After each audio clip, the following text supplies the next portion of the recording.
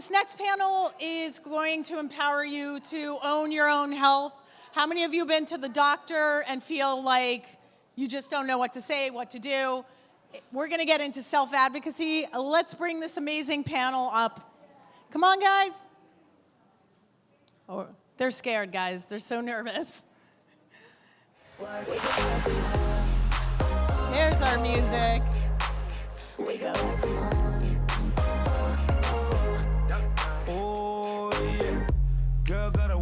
All right. Okay.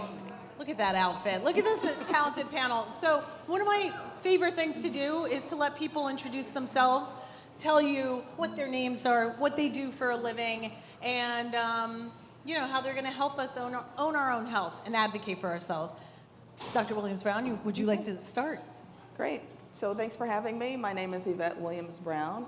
I'm a gynecologic oncologist, and I take care of persons that have cancers or precancers of the female reproductive tract. So that also includes things like ovarian cancer, uterine cancer, cervix cancer. Great. Paige? Well, Dr. Williams-Brown is a celebrity in the breasty world, so just have to say that. My name is Paige Moore, and I am one of the co-founders of the Breasties. We put together free events, trusted resources for those impacted by breast and gynecological cancers, and raise money for stage 4 breast cancer research. I am also a patient advocacy consultant and really believe in empowering those to advocate for yourselves in all aspects of your life, but especially in a medical environment. Dr. Schiller? Yes, my name's Michelle Schiller. I'm a molecular genetic pathologist, and I could drop a pathologist joke and say I have to be done now, because if you've heard about pathologists, we tend to not be the stereotypes that we don't talk much, but I'm an outlier.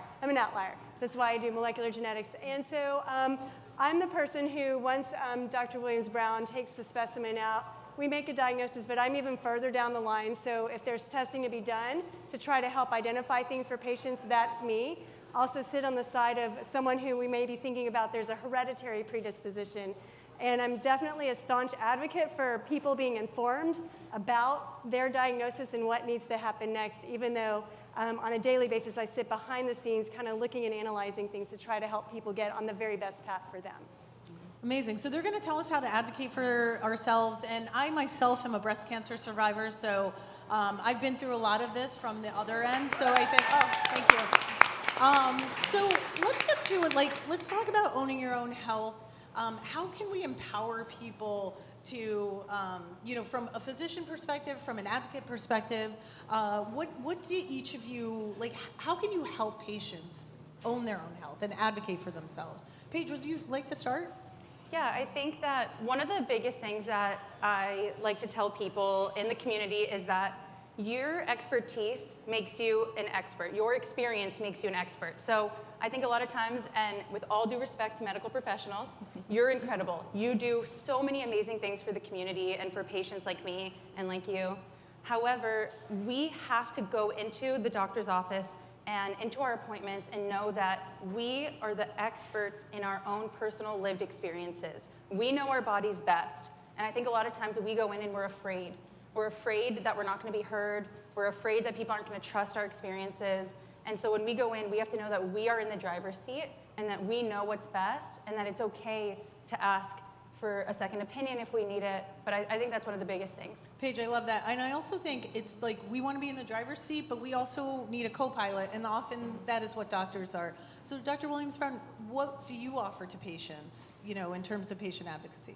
It's a great question. So one of the ways that I try to help patients empower themselves is to help them to understand, just as Paige says, that a lot of what they value, what their beliefs are, what is important to them is really important for me to know and for the care team to know so that we can align the different options that are available with their personal goals. And so I think that's very key, that there's not just one way to do something. I think the key thing is to really understand what it is about what the patient's values are. Dr. Schiller, what would you like patients to know in terms of advocacy? I think I would like for patients to know to continue to ask questions. And if you don't feel like your question's being answered, that's your inner voice talking to you, and I think you should continue to pursue that. And I personally believe that if the person you're working with feels threatened by that, then that's also a signal. And it might mean you need to change your course, and that's not always an easy thing to do, especially when you're dealing with a cancer diagnosis. But in the end, it's very important how you feel. It's kind of interesting how we follow the talk on feelings, because your body tells you what you need. And so if your question's not being answered, continue to press until you can get those questions answered. So speaking of questions, Paige, what are some of the most frequently asked questions you get from patients? What I get asked the most often is, what should I ask when I go to my next appointment? I think we can't be empowered to get the best care possible if we don't know what to ask. If we don't feel like we're getting presented with all of our options. I think one of the biggest misconceptions is that patients, people, women especially, don't want or can't handle all of the information, when that could not be farthest from the truth. We need all of our options presented to us. We deserve to have all of our options presented to us in a way that we can easily digest and understand, because I promise you, as soon as we go home, maybe we don't need it at the time of diagnosis or that first appointment, but I promise you, when we go home that night, we are going onto Google or going onto Instagram or TikTok, and we are trying to devour that information. We're like, wait, what did our doctors just say to us? What did that mean? And that's when you're really going into your community to be like, please explain this to me. What does this mean? And is that the same information that you received? What else can I learn? Because I want to know what's happening to me in my body. So two things. When I was diagnosed, the best tip I got was bring a friend or a family member or someone to take notes for you. And that was incredibly empowering to me, because I was like, you're my secretary now. I have cancer. So that was very, like, you need that support, because the minute you hear you have cancer or any other diagnosis, that's all you start thinking about. And my friends actually prevented me from Googling, because there was an incident on a train where I was weeping. It's fine. We're over it now. But Dr. Williams-Brown, that first appointment is so scary and so important. What would you recommend to patients, like, in terms of what they should ask and what they should do? I think it's important at the first appointment to really be able to understand what the goals are of that appointment. So many times when I see patients, or sometimes people may assume that, okay, you're there to hear what I have to say, and then that's the appointment. But that may not necessarily be the case. Sometimes people are coming, as mentioned before, for a second opinion, or maybe they already have a fair amount of information, but they just want to know, is this actually what you would recommend? Would other people recommend this? So I think it's important to say from the beginning, this is what I would like to know. This is the type of information I need to help me to be able to make the decision that I need to move forward. She gives good first appointment, I can tell. So Dr. Schiller, let's get into the pathology of it all. One of the hardest parts when you get diagnosed is waiting for test results. So what is happening when the biopsy gets sent for results or whatever? Explain that to us. Yes, well, so first of all, the most important thing I tell my team is, for patients, minutes are hours, hours are days, and days are weeks. So time is of the essence, and the clock is ticking from the time that procedure ends and they wake up from anesthesia.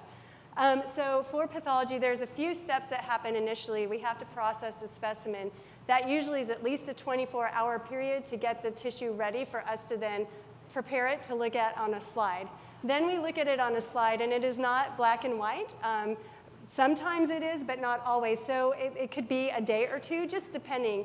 If your procedure is on a Friday, it's likely that we won't know anything till probably Tuesday, because the initial review would come out on a Monday, as an example. So that's part of the reason for some of the time gaps.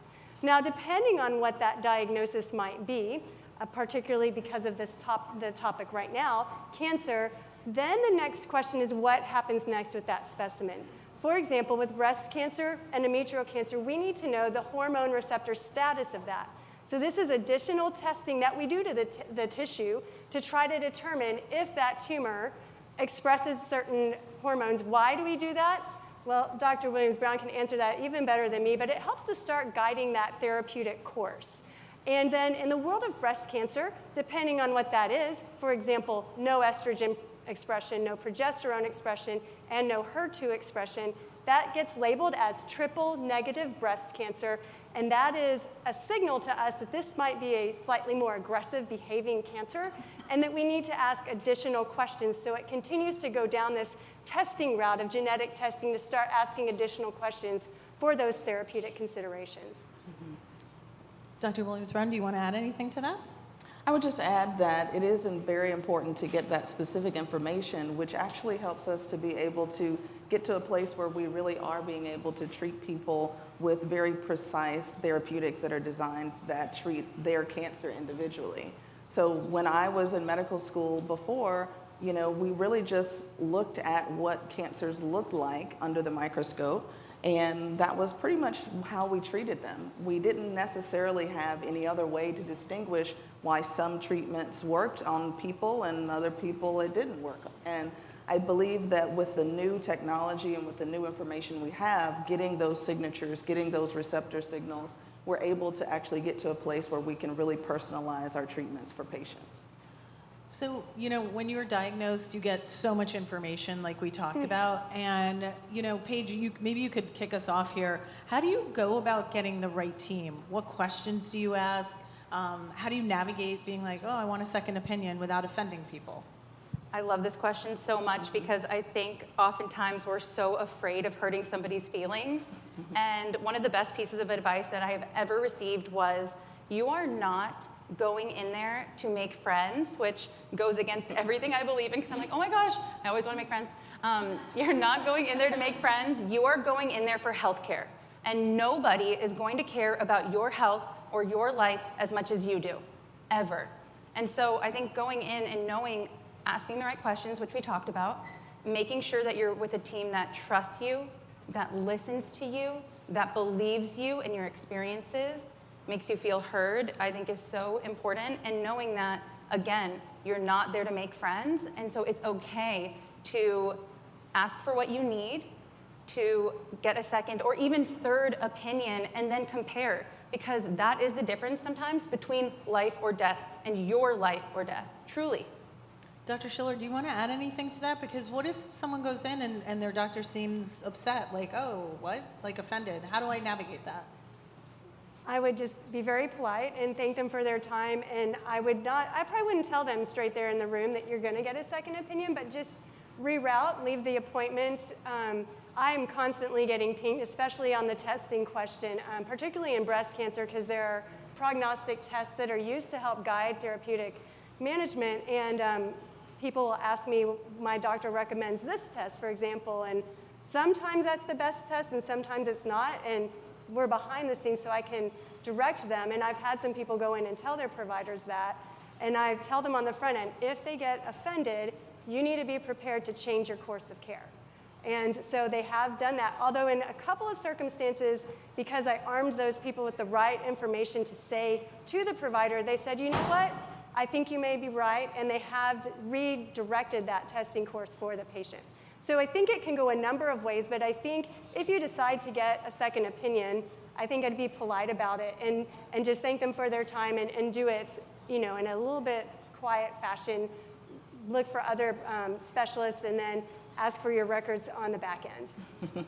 So with my treatment, and then I'm going to ask you if you have anything to add from your perspective, I got 2 oncologists who had vastly different opinions. One wanted to shut the factory down, ovarian shutdown. The other one wanted me to go with a medication that has a lot of studies behind it. And rather than the 2 of them turning into enemies, they got on the phone, they talked it out. And it was amazing because I really felt like not only was I having to advocate for myself, but they were advocating for me and everyone. And my main oncologist, who we ended up not going with his treatment, he said to me, he's like, no, I talked to Dr. Friedman and she was right. This was what we should have done. Wow. And he explained his reasoning, and I appreciate that. I appreciate the transparency too. So Dr. Williams-Brown, when someone comes in to you, how do you take the question? Do you encourage them to get a second opinion? Absolutely. I think it's very important for patients to feel comfortable to receive the information from me or for wherever they feel like they can get that information that's going to help them make the best decision. So, our main goal as healthcare professionals should be to actually help the patient get better. And if that's not with me or if that's not with my team, then I have no ego in having someone being able to go to a different care team that's going to be able to get them to the place where they need to be. That's incredible. Yeah, Paige, I wanted you to add to that. Like, what are the different types of patients you encounter? Because not all of us are the same. Some of us don't mind being like, I'm getting a second opinion and I want you to know that. But there are others who are, you know, doctors do know more than us about this and have all these degrees and are in these positions for a reason. So how do I navigate that without insulting them and also like making sure I'm still getting the best healthcare? Yeah, I'm so glad you asked that. That's exactly what I wanted to add was I think one of the best questions, and I'm curious actually what both of you think about this too, is I think one of the best questions you can ask when you're presented with information is this the best option for me or is this what you're best at? And what are all of my options available? And if the option that is best for me isn't what you're actually best at, do you have a referral to somebody who is best at that? And I think that's an amazing place to start because then you don't have to necessarily be the most outspoken. You don't have to be the most well-versed at patient advocacy or even self-advocacy, but I do think it's a nice starting point and just a very simple, as you said, polite question to just say, what are all of the options, not just the one that you're best at? Oh, that's a brilliant way to put it. Oh, thanks. Dr. Schiller, do you have anything to add to that? I think that is wonderful, and I love to hear how you were able to get your team to collaborate together for you. And the providers, because I deal mostly with the providers, I have great confidence when I have that provider asking me, they'll call me, what does actually this finding mean? Because there is a study, maybe not at our institution, but there's a study in the state, the patient can travel to it, maybe, you know, so they're actually looking for that best option for the patient, not what they're best at. I think that's a very brilliant question. And also, like, just taking what you all have said, if you go in with a list of questions, get those questions answered. And if they don't answer one or they make you feel bad for asking it, listen to your gut. Because that's what I did. When he first proposed something, I was really upset about it. It was something that comes with like really harsh side effects. So I advocated for myself mainly because I was advocating for like my whole body. I was like, no, this is going to drastically change my life. What else is there? So let's talk a bit about health disparities. I want to talk about like how you see it in your work. Who would like to start on that? Dr. Williams-Brown? Sure. So unfortunately, just like in many other areas in healthcare, there are disparities in gynecologic cancers. For instance, there are more white women who are diagnosed with ovarian and uterine cancer compared to black women, for instance. But unfortunately, black women die at a much higher rate despite having less numbers. So, you know, I think that the healthcare system is just another example of how the pressures of systemic racism can infiltrate so many other aspects of our lives, including healthcare, unfortunately. Guys, how do you see it? Like, do you see these health disparities in your work, and how do you help patients navigate them? Paige, you want to do it, or Dr. Schiller? Yeah, I'm happy to talk about this. I think that if you say that you're not seeing health disparities in your work or disparities in general, then you're trying not to see them because this is prevalent in every interaction, in every moment, in every part of our lives. And I think that within the Breasties, within self-advocacy, this is something that we're seeing every single day. And as a leader of this organization, especially as a white leader with white privilege, I know that it's on me to protect my community, to help fight for my community, and ensure that we're not only creating a safe space for community members to come to, but ensuring that when we're amplifying the voices of Black and people of color within the community, for those in the LGBTQ plus community, that we're not only saying from the top within our leadership that there's diversity, but that every single leader within our organization is also a safe place to land. And that to me comes with ensuring that there's proper training. I think that is so important because I want to make sure that every single community member that is coming into our organization feels safe, feels welcome, and then also feels equipped with the information to know that they can go back to their healthcare providers to know to ask the right questions. I also think that it comes to representing diverse stories and within all aspects of our organization. So on the Peak, which is our trusted resource with medically reviewed information, where you can see Dr. Williams-Brown, an incredible story on there, across social media, and ensuring that we're amplifying the voices of breasties of color and breasties in the LGBTQ plus community. And I think something else that's incredibly important is, and our Chief Community Officer, Trish, always says this, and I think it's an incredibly important gut check. You can look her up, Trish, New York City. She's amazing. She says, it's so important to listen to the most marginalized person in the room always. And I think that's important for every single person and every single leader, not to ever ask, like, when something happens, whether it's a microaggression or something that is just blatantly racist, to not say, well, devil's advocate, or did you think of this? Like, absolutely not. You listen and you trust the voices and the people in the community, and as she said, the most marginalized voice in the room always, and you protect them and you listen, period. And I think that's very important. If you're wondering when I fell in love with Paige, it was right there.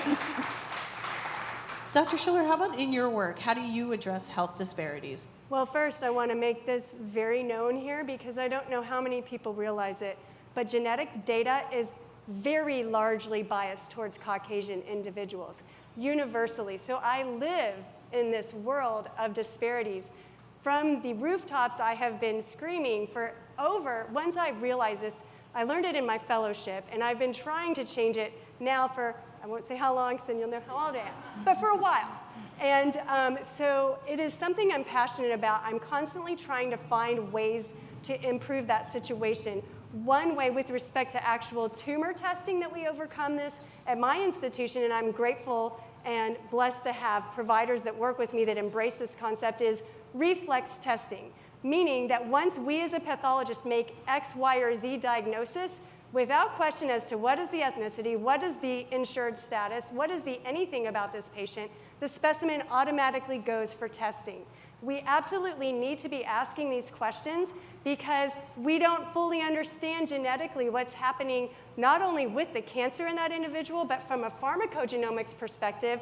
Even if you know genetically we expect them to respond to X, Y, or Z therapy, the reason they may not respond is because genetically within their drug metabolism they weren't going to, because they are maybe of some other ethnicity or a mixed ethnicity. Whatever the case may be, we need to be asking these questions, and reflex algorithms really help us to overcome at least identifying things that are being detected in these tumors, and as well in the hereditary space, but that's just step 1 and 2.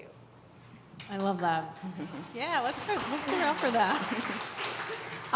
You know, one of the things I have to say, like in my breast cancer journey, you meet so many doctors, so many people, and you hear their stories, and I love hearing how people got into the positions they're in. So I'd love to hear, like, what was the moment that made you kind of go into this work? Dr. Williams-Brown, do you mind sharing that with us? Sure. So one of the pivotal moments that I remember now, even though it's been, I don't want to say how many years ago it was, I was a medical student, and I remember seeing ovarian cancer in a surgery for the first time, and recognizing at the time when she had surgery that it was so advanced that they really couldn't do anything surgically for her at the time. And I walked out with the gynecologic oncologist and spoke to the patient's family with the physician, and just the devastation on her family's face, just hearing how advanced it was, and just really not recognizing that it had gotten that advanced, because ovarian cancer, like other cancers, sometimes they can have very subtle signs and symptoms. And the problem with these cancers is that these symptoms, they just don't go away. And sometimes we can think, well, maybe this or that, or, you know, we might see someone and they might say, oh, you know, let's just treat you with this, but you're still having problems. So seeing that and seeing how that changed the course of that entire family's life really said to me that I want to be a part of this work, because obviously it's very important, and I felt as if I could be helpful to someone, hopefully throughout the course of their life and their treatment. And I certainly advocate for people that if you have certain things medically that are going on and you're not exactly getting resolution or answers for those things, that it's really important to just really find someone who's going to listen to you. Because as Paige said, you know your body, you know what is right and you know what's not right.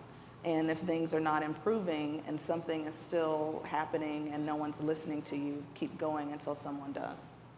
I love that. I love it. Paige, how about you? Tell us your evolution, how you got to this point.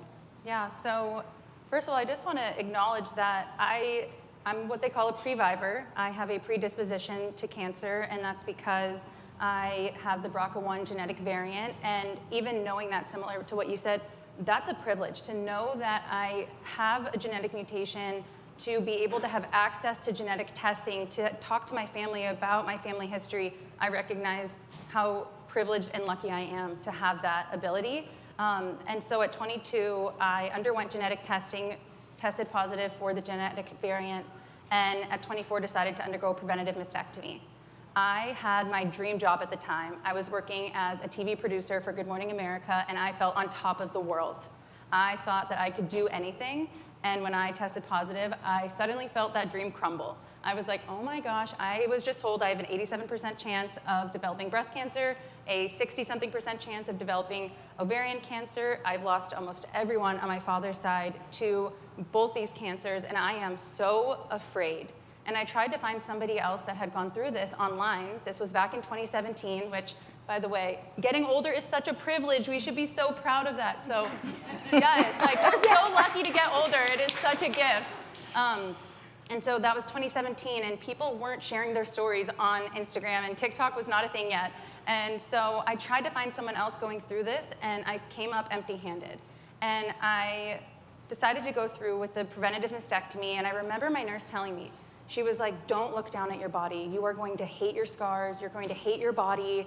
And I found this article online, too, that said the same thing. It was like this woman who had gone through this, and she had a really bad experience. And that's valid for people. Not everybody loves their body after, and that's okay.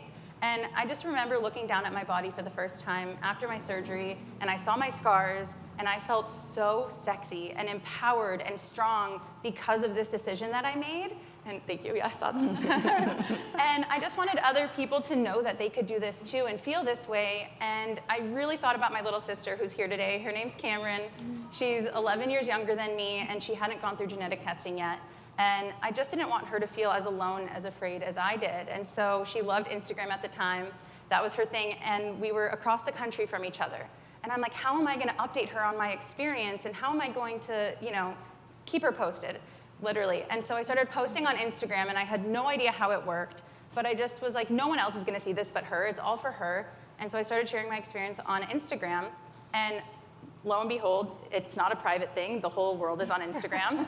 And overnight, it was 10, then 20, then 50, then hundreds of people, and then thousands started finding my Instagram account. And we started connecting. And it wasn't just previvors like me. It was survivors. It was those with metastatic breast cancer. It was those that were caregiving. It was all different kinds of people with different cancers. And we started connecting. And I started hosting meetups. And then I connected with my co-founders, all with different stories. One of my co-founders was stage 4 metastatic breast cancer. One has ovarian cancer. One with triple-negative breast cancer. One's a previvor like me, and she's lost her mom. And we came together, and we hosted a retreat. And we took 20 people skiing and snowboarding for the first time since diagnosis. And it was incredible. And after the retreat, people came to us. We had hundreds of DMs, and Breasties were like, when's the next retreat? And we're like, oh my gosh, we have something here. And so we put together the Breasties. We became an official 501c3 nonprofit. And it's been an incredible couple of years. And everything we do is free. So please look us up. We're the Breasties. And that's kind of the story. Oh, I love that. Dr. Schiller, tell us, how did the path, no pun intended, lead to pathology? Yes, well, so the pathology path is one thing, but really for me it all comes to genetics. And what drew me to going to genetics is the power of human connection. I hope you guys are all feeling it right now, because I feel it from hearing your story. And human connectivity is what keeps us going. And that in understanding the genetic code, it comes down to the family. A cancer diagnosis is a very personal thing. It's a personal thing, and that person has an entire sphere of influence around them. They may have children, they have friends, they have all of this. So it's that patient and everyone, and to realize the impact you can make, the difference, and we're making significant and positive differences in patients' lives through the looking at the genetics of the cancers, not only in the tumor, but also the predispositions. I'm very passionate about that. And it is changing people's lives. It's taking people to survivorship. I personally have a relative with stage 4 lung cancer, metastatic to the brain, alive almost 5 years right now. It's making a difference. And she works. She works every single day.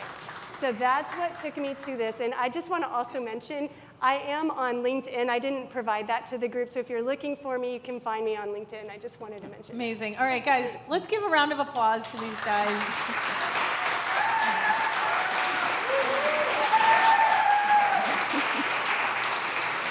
And if you take nothing else away, make your friends go to doctor's appointments and take notes. You don't have to have cancer, just do it. They'll do it.